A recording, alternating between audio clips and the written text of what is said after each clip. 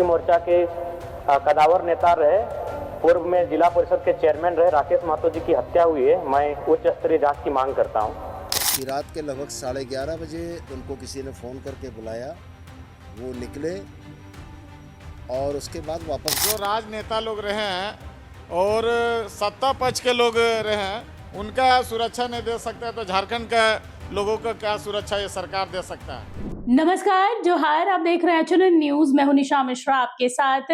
राज्य भर में निकाय चुनाव चल रहे हैं, या यूं कहिए कि उल्टी गिनती शुरू हो गई है। कल का दिन बाकी है, उसके बाद निकाय चुनाव है। शहरी एरिया में जो लोग रह रहे हैं अपनी अपनी किस्मत को आजमाएंगे और चुनेंगे अपना प्रतिनिधि। लेकिन इस बीच एक खबर आ रही है कि जेएमएम के राकेश महतो का हत्या कर दिया गया है।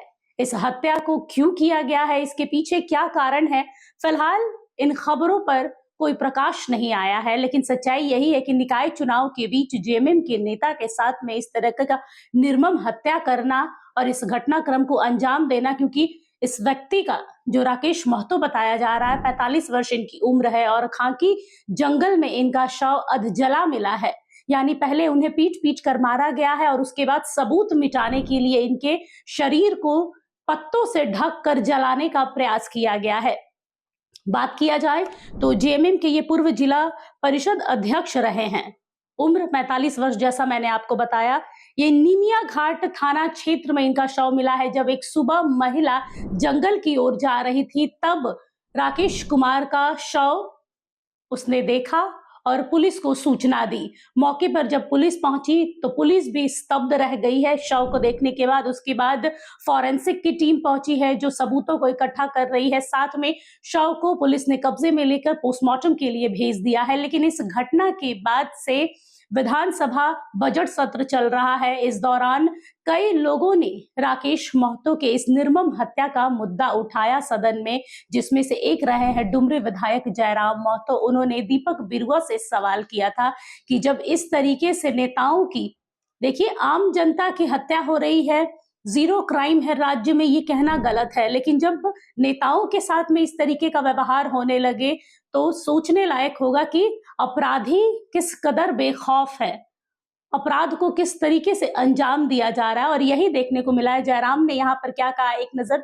सुन लेते हैं। अध्यक्ष महोदय, गंभीर सूचना दे देता हूँ। हमारे जिले में झारखंड मुक्ति मोर्चा के कदावर नेता रहे, पूर्व में जिला परिषद के चेयरमैन रहे राकेश महतो जी की हत्या हुई है। मैं उच्च स्तरीय जांच की मांग करता हूँ।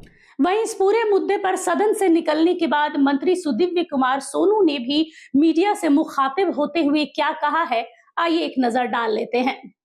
गिरिडीह में हम लोगों के साथी राकेश महतो जी की बीती रात हत्या की सूचना प्राप्त हुई है। राकेश महतो सामाजिक और राजनीतिक कार्यकर्ता थे, गिरिडीह जिले के जिला परिषद के अध्यक्ष रह चुके थे और हमारे एक सक्रिय और मजबूत साथी कार्यकर्ता थे।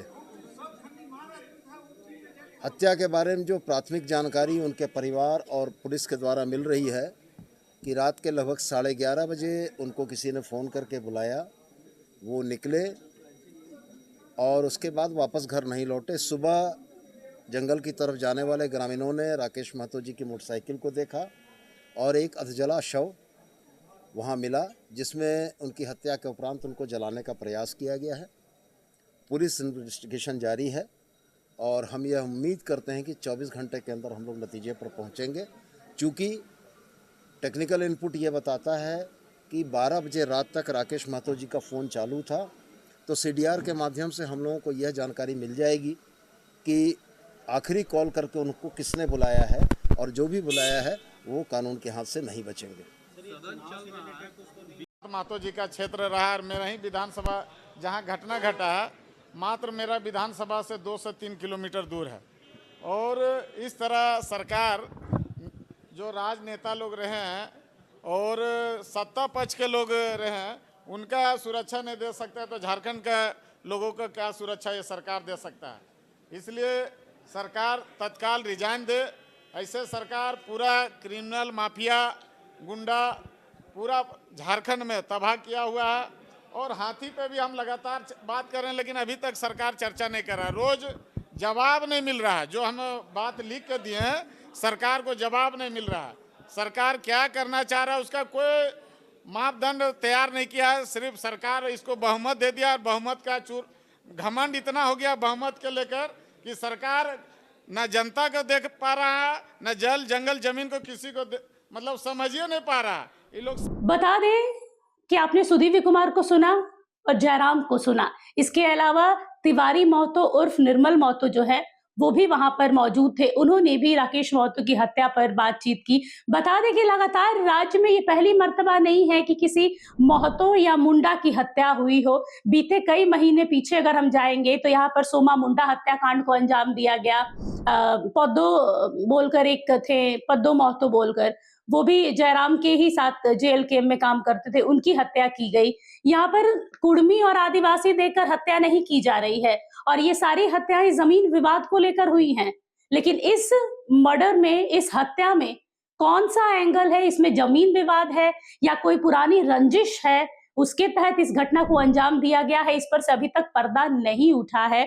वही जो थाना प्रभारी हैं सुमन कुमार, उनका कहना है कि फॉरेंसिक टीम जो जहां पर शव मिला है उसके इर्द गिर्द से सबूत इकट्ठा करने के प्रयास में जुटी हुई है।